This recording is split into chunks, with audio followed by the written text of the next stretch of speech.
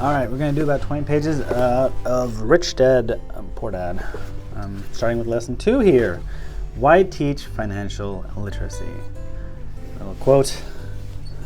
It's not how much money you make, it's how much money you keep. In 1990, Mike took over his father's empire and is in fact doing a better job than his dad did. We see each other once or twice a year on the golf course. He and his wife are wealthier than you could imagine. Rich Dad's empire is in great hands, and Mike is now grooming his son to take his place, as his dad has groomed us. In 1994... Okay, that was a terrible start. Let's just start at the beginning. No, let's start at 1999, okay? So, me, future. In 1990, Mike took over his father's empire and is in fact doing a better job than his dad did. We see each other once or twice a year on the golf course. He and his wife are wealthier than you could imagine. Rich Dad's empire is in great hands, and Mike is now grooming his son to take his place as his dad had groomed us. In 1994, I retired. I was 47 and my wife Kim was 37. Retirement does not mean working. For us, retirement does not mean not working. For us, it means that, barring unforeseen cataclysmic changes, we can work or not work, and our wealth grows automatically, staying ahead of inflation.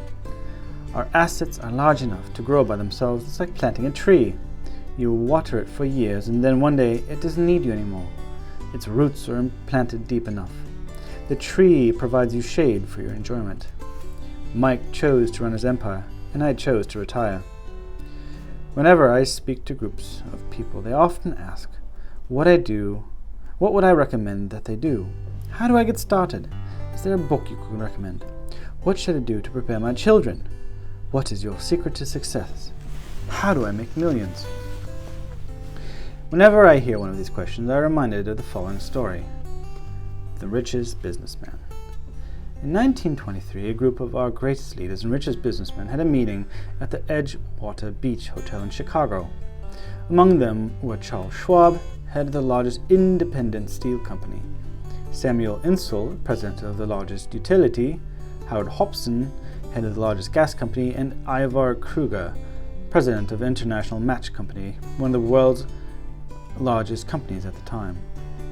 Leon Fraser, president of the Bank of International Settlements; Richard Whitney, president of the New York Stock Exchange; Arthur Cotton; and Jesse Livermore, two of the biggest stock speculators; and Albert Fall, a member of President Harding's cabinet. 25 years later, 9 of these titans ended their lives as follow.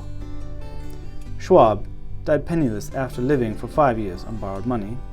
Insull died broke in a foreign land, and Kruger and Cotton also died broke. Hobson went insane, and Whitney and Albert Fall were released from prison, and Fraser and Livermore committed suicide. I doubt if anyone can say what really happened to these men. If you look at the date, 1923, it was just before the 1929 market crash and the Great Depression, which I suspect had a great impact on these men and their lives. The point is this: today we live in times of greater and faster change than these men did. I suspect there will be many booms and busts in the coming years that will parallel the ups and downs these men faced. I'm concerned that too many people are focused on money and not on their greatest wealth, their education. If people are prepared to be flexible and keep an open mind and learn, they will grow richer and richer despite tough changes. If they think money will solve problems, they will have a rough ride. Intelligence solves problems and produces money. Money without financial intelligence is money soon gone. Most people fail to realize that in life, it is not how much money you make, it's how much money you keep. We've all heard stories of lottery winners who are poor and then suddenly rich and then poor again. They win millions and yet are soon back to where they started. Or stories of professional athletes who, by the age of 24, are earning millions but sleeping under a bridge 10 years later. I remember a story of a young basketball player who a year ago had millions. Today, at 29, he claims his friends, attorney, and accountant took his money and he was forced to work at a car wash for minimum wage. He was fired from the car wash because he refused to take off his championship rings as he was wiping off the cars. His story made national news, and he's appealing his termination, claiming hardship and discrimination. He claims that the ring is all his left, and if it was stripped away, he would crumble. I know so many people who become instant millionaires, and while I'm glad some people have become richer and richer, I caution them that in the long run it is not how much money you make, it's how much money you keep, and for how many generations you keep it. So when people ask, why do I get started? Or, tell me how to get rich quick, they're often greatly disappointed with my answer. I simply say to them what my rich dad said to me when I was a little kid. If you want to be rich, you need to be financially literate. That idea was drummed into my head every time we were together. As I said, my educated dad stressed the importance of reading books, while my rich dad stressed the need to master financial literacy. If you're going to build the Empire State Building, the first thing you need to do is dig a deep hole and pour a strong foundation. If you're going to build a home in the suburbs, all you need to do is pour a 6-inch slab of concrete. Most people, in their drive to get rich, are trying to build an Empire State Building on a 6-inch slab. Our school system, created in the agrarian age, still believes in homes with no foundation. Dirt floors are still the rage.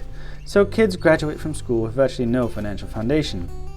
One day, sleepless and deep in debt in suburbia, living the American dream, they decide that the answer to the financial problems is finding a way to get rich quick.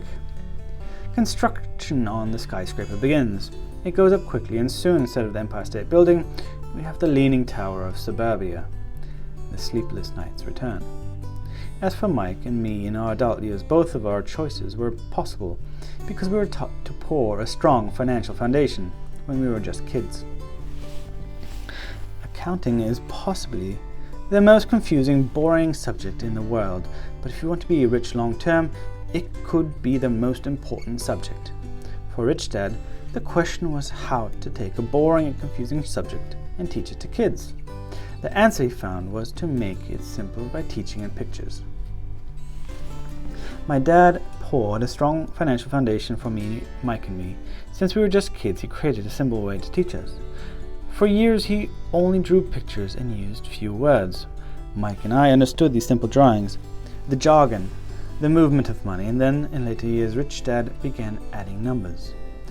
Today, Mike has gone on to master much more complex and sophisticated accounting analysis because he had to in order to run his empire. I'm not as sophisticated because my empire is smaller, yet we come from the same simple foundation. Over the following pages, I offer you the same simple line drawings Mike's dad created for us. Though basic, those drawings helped guide two little boys in building great sums of wealth on a solid and deep foundation. Rule number 1. You must know the difference between an asset and a liability, and buy assets. If you want to be rich, this is all you need to know. It is rule number 1. It is the only rule. This may sound absurdly simple, but most people have no idea how profound the rule is. Most people struggle financially because they do not know the difference between an asset and a liability. Rich people acquire assets. The poor and the middle class acquire liabilities that they think are assets, said Rich Dad. When Rich Dad explained this to Mike and me, we thought he was just kidding. Here we were, nearly teenagers and waiting for the secret to getting rich, and this was his answer. It was so simple that we stopped for a long time to think about it. What is an asset? Said Mike. Don't worry right now, said Rich Dad. Just let the idea sink in. If you can comprehend the simplicity, your life will have a plan and be financially easy. It is simple. That is why the idea is missed. You mean all we need to know is what an asset is, acquire them, and we'll be rich? I asked. Rich Dad nodded his head.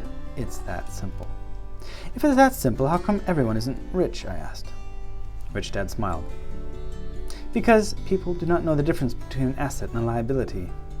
I remember asking, how could adults be so misguided? If it is that simple, if it is that important, why would everyone not want to find out? It took Rich Dad only a few minutes to explain what assets and liabilities were. As an adult, I had difficulty explaining it to other adults. The simplicity of the idea escapes them because they have been educated differently. They were taught by other educated professionals, such as bankers, accountants, real estate agents, financial planners, and so forth. The difficulty comes in asking adults to unlearn or become children again. An intelligent adult often feels it is demeaning to pay attention to simplistic definitions. Rich Dad believed in the KISS principle. Keep it simple, stupid. Or keep it super simple. I like keep it simple, stupid. So he kept it simple for us, and that made our financial foundation strong. So what causes the confusion? How could something so simple be so screwed up? Why would someone buy an asset that was really a liability? The answer is found in basic education. We focus on the word literacy and not on financial literacy. What defines something to be an asset or liability are not words. In fact, if you really want to be confused, look up the word asset and liability in the dictionary. I know the definition may sound good to a trained accountant, but for the average person it makes no sense. But we adults are often too proud to admit that something does not make sense. To us young boys, Rich Dad said, "What defines an asset are not words, but numbers. If you can't read the numbers, you can't tell an asset from a hole in the ground." In accounting, Rich Dad would say, "It's not the numbers, but what the numbers are telling you. It's just like words. It's not the words, but the story the words are telling you. If you want to be rich, you've got to read and understand numbers. If I heard that once, I heard it 1,000 times from my rich dad. And I also heard, the rich acquire assets, and the poor and the middle class acquire liabilities." A little blurb real quick before we continue. Learn, unlearn, relearn. This quote from futurist Alvin Toffler mirrors what Rich Dad told me 2 decades ago. The illiterate of the 21st century will not be those who cannot read and write, but those who cannot learn, unlearn, and relearn. Here is how to tell the difference between an asset and liability. Most accountants and financial professionals do not agree with the definitions, but these are simple drawings where the start of strong financial foundations began for 2 young boys. Here we go. Assets. Put money in your pocket as a source of income. The top part of the diagram is an income statement, often called a profit and loss statement. It measures income and expenses, money in and money out. The lower part of the diagram is a balance sheet. I'm going over this in my first time homebuyer crash course. Not as simple as this. I'm actually going to give you a spreadsheet to track your expenses and numbers, but this is a good way to comprehend the point of the balance sheet, I guess. It measures the income and expenses, money in and money out. The lower part of the diagram is a balance sheet. It's called that because it's supposed to balance assets against liabilities. Many financial novices do not know the relationship between the income statement and the balance sheet. It is vital to understand that relationship. So as I said earlier, my rich dad simply told 2 young boys that assets put money in pocket. Nice, simple, and usable. This is the cash flow pattern of liability. Liabilities add to your expenses, which take money out of your pocket. Which is why I drive an old paid-off car. Now that assets and liabilities have been defined through pictures, it may be easier to understand my definitions in words. An asset is something that puts money in my pocket, whether I work or not. A liability is something that takes money out of my pocket. This is really all you need to know. If you want to be rich, simply spend your life buying or building assets. If you want to be poor or middle class, spend your life buying liabilities. Illiteracy, both in words and numbers, is the foundation of financial struggle. If people are having difficulties financially, there's something that they don't understand, either in words or numbers. The rich are rich because they are more literate in different areas than people who struggle financially. So if you want to be rich and maintain your wealth, it is important to be financially literate in words as well as numbers. The arrows in the diagrams represent the flow of cash, or cash flow. Numbers alone mean little, just as words out of context mean little.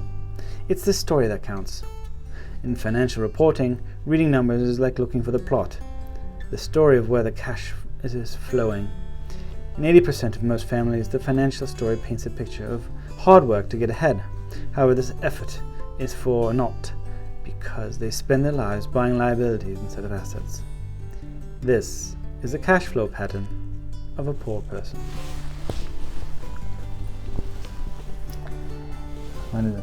Job gives you a salary, which is your income, and that all gets gobbled up by the bear eating your fish bucks. That's a reference to my first time over by our crash course.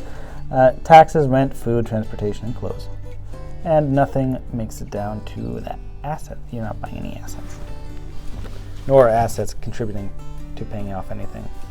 All right. This is the cash flow pattern of a person in the middle class. Oh, okay, so here we go. So you have a job, okay, salary. Oh, and then first of all you go and buy toys. Toys are what we call liabilities. Mortgage, car loans, credit card debt, school loans. And then we finally go up to expenses, and we pay off everything else. Taxes, mortgage payment, car payment. Oh, okay, the balance sheet. This is pretty much saying that there's no assets to balance out the liabilities, so there's going to be redundancy in expenses. Taxes, mortgage, car, credit card, school payment. This is the cash flow pattern of a rich person. So first you start out by comparing, you're just doing math here in a spreadsheet between the assets you have and the liabilities. Obviously when you have property, you're going to have mortgages, you're going to have loans and credit cards. But your assets are actually so great that their income offsets the expenses of your liabilities, which then adds to your income. So your income is rental income, dividends, interest payments, and royalties. Your expenses are taxes and mortgage payment, just like the middle class. Basically, you don't have to have a job, but as a rich person. But trust me, there's still a lot of work to do in managing your rental, your portfolios and stuff. You don't have somebody else manage that stuff because they don't really care, because it's not your money. No, it's not their money, it's your money. So you care more than they do. All of these diagrams are obviously oversimplified. Everyone has living expenses, the need for food, shelter, and clothing. The diagrams show the flow of cash through a poor, middle class, and wealthy person's life. It is the cash flow that tells the story of how a person handles his or her money. The reason I started with the story of the richest men in America is to illustrate the flaw in the believing that money will solve all problems.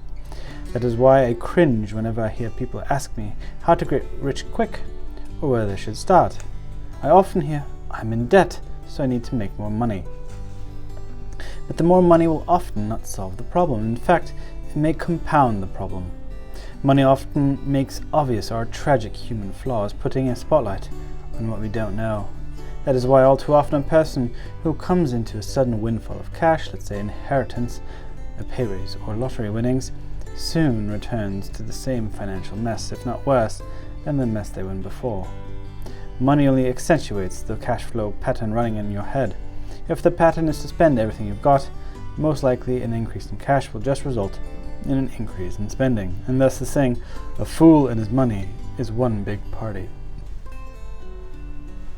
I thought it's a fool and his money soon part ways or something.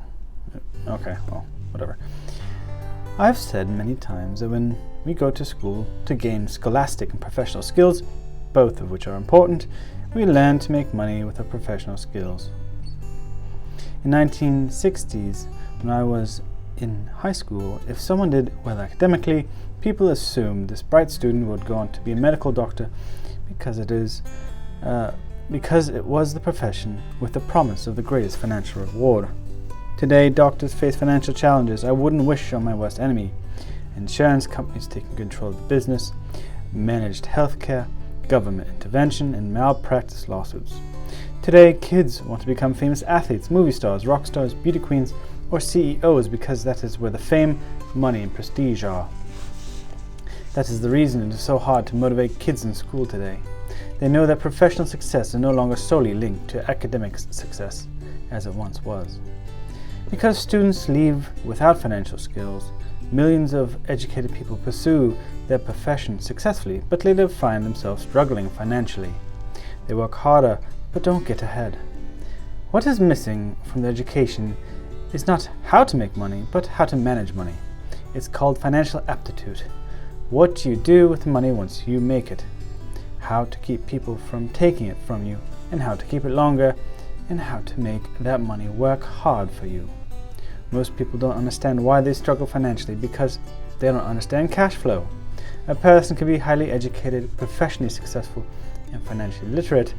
These people often work harder than they need to because they learned how to work hard, but not how to have their money work hard for them. How the quest for a financial dream turns into a financial nightmare. The classic story of hardworking people has a set pattern. Recently married, the happy, highly educated young couple now share a cramped rented apartment. Immediately they realize that they are saving money because the two of them can live cheaply as one. The problem is the apartment is cramped. They decide to save the money to buy their dream house so they can have kids. They now have two incomes and they begin to focus on their careers. Their incomes begin to increase. As their income goes up, their expenses go up as well. Diagrams. Income, expenses. So they're keeping on track and nothing's happening down here. The number one expense for most people is taxes. Many people think it's income tax, but for most Americans, their highest tax is Social Security. As an employee, it appears that as if the Social Security tax combined with the Medicare tax is roughly 7.5%, but it's really 15% since the employer must match the Social Security amount. In essence, it is money the employer cannot pay you. On top of that, you still have to pay income tax on the amount deducted from your wages for Social Security tax. Income you never received because it went directly to Social Security through withholding. Going back to the young couple, as a result of their incomes increasing, they decided to buy a house of their dreams. Once in their house with a mortgage, they have a new tax called property tax. Then they buy a new car, new furniture, new appliances to match their new house, and all of a sudden they wake up and their liabilities column is full of mortgage, credit card debt. Their liabilities go up. It's the same diagram except for increased liabilities because of all of the stuff that they bought. Let's read the little blurb. Taxes and entitlement programs. Taxes around the world are getting higher and higher as social demands for tax dollars requires higher property, income, and sales, or value-added taxes. Higher incomes create even more of a bracket creep, as tax rates become more progressive or steeper to pay for social services, also called entitlements. Today, the government faces serious challenges as entitlement programs like Social Security and Medicare face insolvency. Let's do a little blurb here on the second page. Credit card debt. As today, based on 2016 stats, the U.S. consumer credit debt is an all-time high at almost $780 billion. It is all bad debt or good debt. Do you know the difference between good debt and bad debt? They're now trapped in the rat race. Pretty soon, a baby comes along and they work harder. The process repeats itself. Higher incomes cause higher taxes, also called bracket creep. A credit card comes in the mail and they use it and max it out.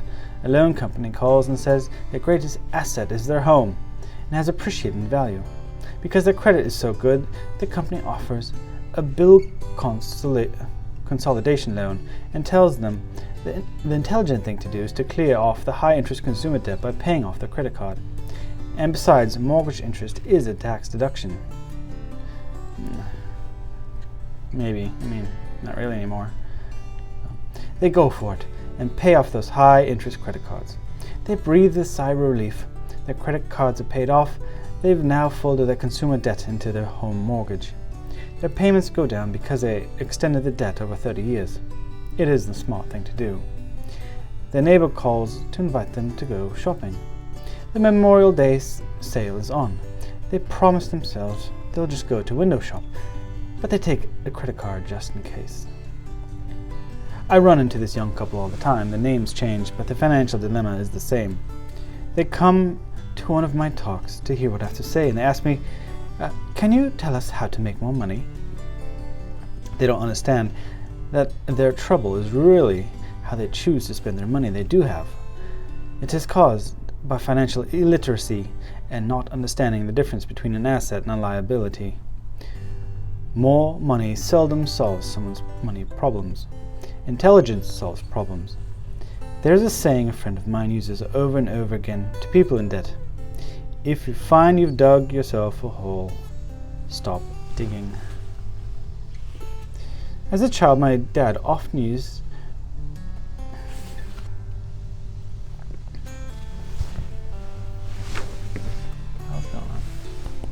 They really testing the sprinkler. They're just testing the sprinkler. They're flushing the sprinkler.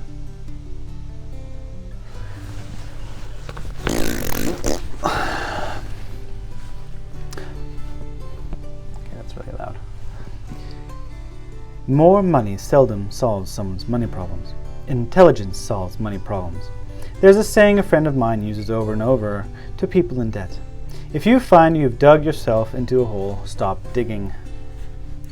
As a child, my dad often told us that the Japanese were aware of three powers: the power of the sword, the jewel, and the mirror.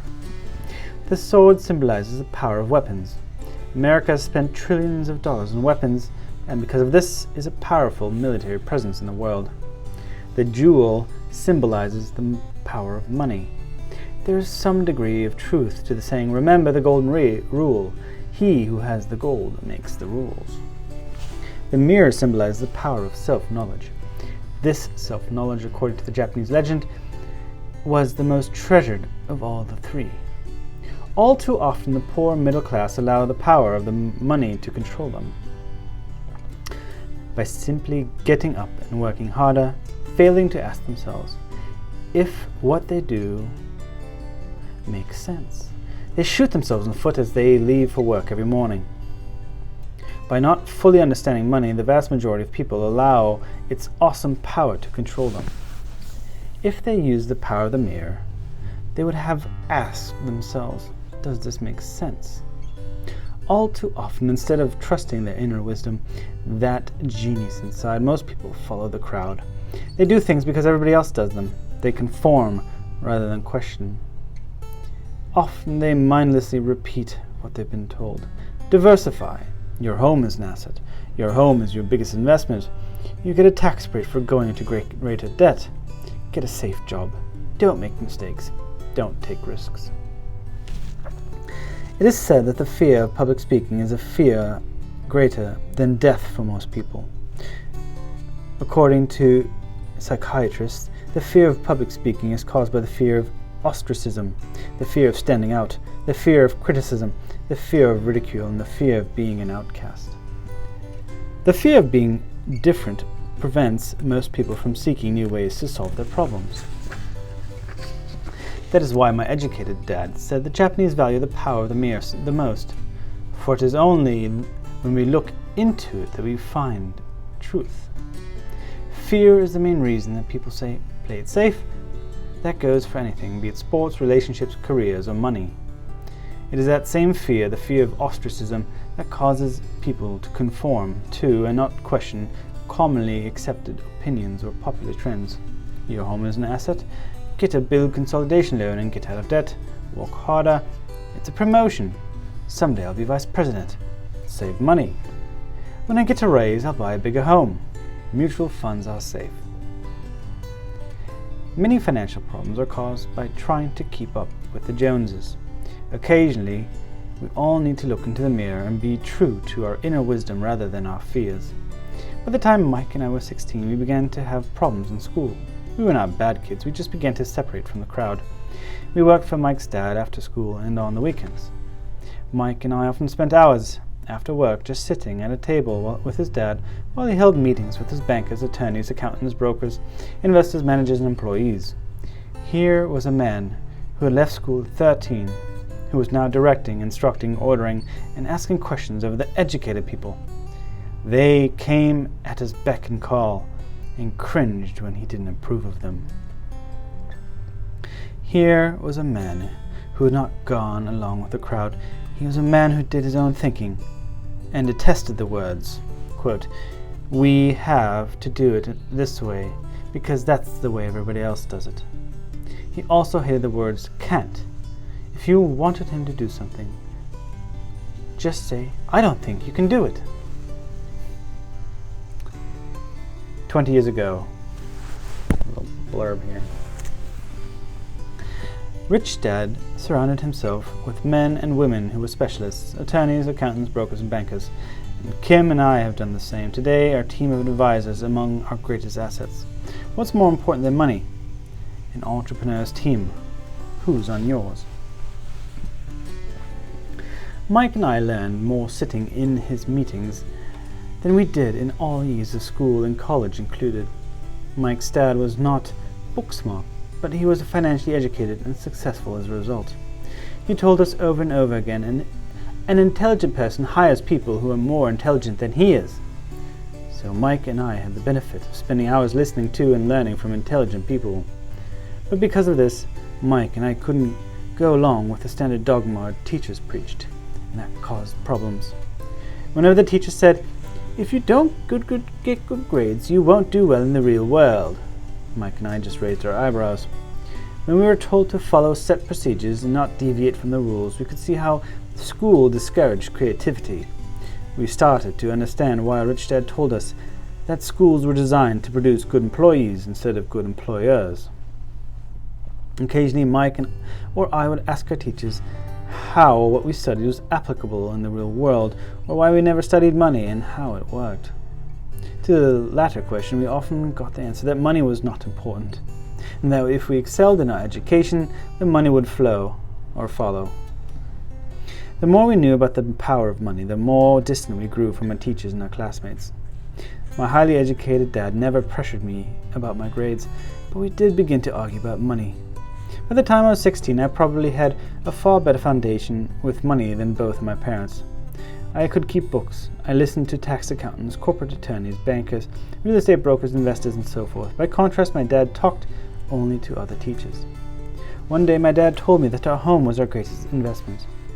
A not too pleasant argument took place when I showed him why I thought a house was not a good investment. The diagram above illustrates the difference in perception between my rich dad and poor dad when it came to their homes. One dad thought his house was an asset, and the other thought it was a liability. Rich dad, house is a liability. Poor dad, house is an asset. Okay, I get the point that a house doesn't produce a cash flow, but a house is a forced savings account, which is good for most people. And if you use that forced savings account wisely, then you can actually buy, or first of all, you can house hack, which means you can move into another house and sell yours or you can just rent it out, or you can do cash out refinance and buy some investment properties with the equity that you build in your house. So it's not necessarily not an asset. I understand why it's a liability. It does cost you money, but it's good for people to, force paying off their principal, because that's a savings account, which ultimately they can then use, if they're smart, to do essentially have their money work for them. I go in this with pretty good detail in my first-time homebuyer course, but I digress. Let's get back to the reading. I remember when I drew the following diagram for my dad, showing him the direction of cash flow. I also showed him the ancillary expenses that went along with owning the home. A bigger home meant bigger expenses, and the cash flow kept going out through the expense column. And here's the diagram. So what do we got? Liabilities. So we got a mortgage. And you got all the expenses. You got a mortgage payment, property tax, insurance, maintenance, utilities. Well, conversely, we have what? Renting. When you rent, you're paying the exact same expenses, except you're paying it on the landlord's behalf. They're just passing all the expenses on to you, so you're paying them regardless, right? It's just so you can either rent or own a home. But when you rent, you don't build up that forced savings account. So there is a little bit of issue I take with this. Today, people still challenge me on the idea that a house not being an asset. I know that for many people, it is the dream as well as the largest investment, and owning your own home is better than nothing. I simply offer an alternative way of looking at this popular dogma. If my wife and I were to buy a bigger, flashier house, we would realize it wasn't an asset.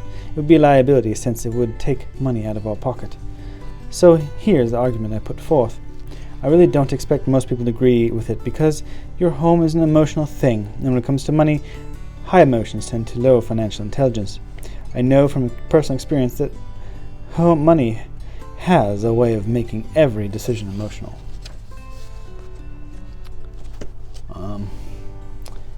So far, every house or property that I bought it for investment purposes. I just happen to live in it while I move on to my next house. So, well, I guess it depends on the person, right? If you're just treating your home as like the one thing and you never do anything besides just live in that one house and never do anything with it, then I guess I can see the point, but I guess you can live in a van down by the river. It's a cheaper alternative. That's what a lot of people in Seattle do. When it comes to so there's a big gray box. When it comes to houses, most people work all their lives paying for a home that they never own. In other words, most people buy a new house every few years, each time incurring a new 30-year loan to pay off the previous one. Even though people receive a tax deduction for interest on mortgage payments, they pay for all of their other expenses with after-tax dollars, even after they pay off their mortgage. My wife's parents were shocked when the property taxes on their home increased to $1,000 a month. They'd already retired, so the increase put a strain on their budget. Again, if property tax goes up, the landlord passes on to you. Your rent goes up.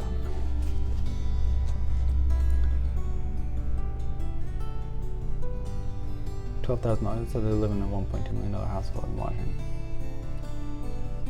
Yeah. Houses do not always go up in value. I have friends who owe $1 million for a home that today would sell for far less. The greatest losses of all are those from missed opportunities. If all your money is tied up in your house, you may be forced to work harder because your money continues blowing out of the expense column instead of adding to the asset column. The classic middle-class cash flow pattern. If a young couple would put their money into their asset column early on, their later expenses would be easier. Their assets would have grown and would have been available to help cover expenses. Making a decision to own a home that is too expensive in lieu of starting an investment portfolio impacts an individual in at least three of the following ways. First, the loss of time, during which other assets could have grown in value. 2. Loss of additional capital, which could have been invested instead of paying a high home maintenance expense. 3. Loss of education. Too often people count their house and savings and retirement plans as all they have in their asset column because they have no money to invest. They simply don't invest. This costs them investment experience. Most never become what the investment world calls a sophisticated investor. And the best investments are usually first sold to sophisticated investors, who then turn around and sell them to the people playing it safe. I'm not saying don't buy a house. What I'm saying is that you should understand the difference between asset and liability. When I want a bigger home, I first buy assets that will generate the cash flow to pay for the house. My educated dad's personal finance statement best demonstrates the life of someone caught in the rat race. His expenses match his income, never allowing him enough left over to invest in his assets. As a result, his liabilities are larger than his assets. The following diagram on the left shows my poor dad's income statement. It is worth 1,000 words. It shows that his income and expenses are equal while his liabilities are larger than his assets. My rich dad's personal financial statement on the right reflects the results of his life dedicated to investing and minimizing liabilities.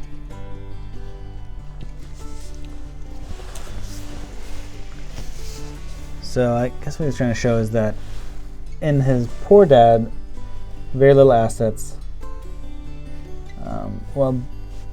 and a lot of liabilities. His rich dad has a lot of assets, little liabilities. And they look like the assets and liabilities can be about the same. And liabilities here and assets are about the same. But what it translates to is the income being much greater for his rich dad. I guess even though I can't believe that these are actually the same values. So I don't know. Kind of a weird diagram. Alright, we're nearing our halfway point here. I don't know this book, so I don't know if what I'm about to say is going to be covered, but I do have a budgeting video for my first-time home buyers, and that gets into the investor mindset of how to pay yourself first. So when you get that first paycheck, you get to decide how it's... so that paycheck first goes to you. That doesn't make sense right now, but instead of it being automatically processed by you to going to certain... either being spent, saved, or donated, it first goes into your hierarchy of how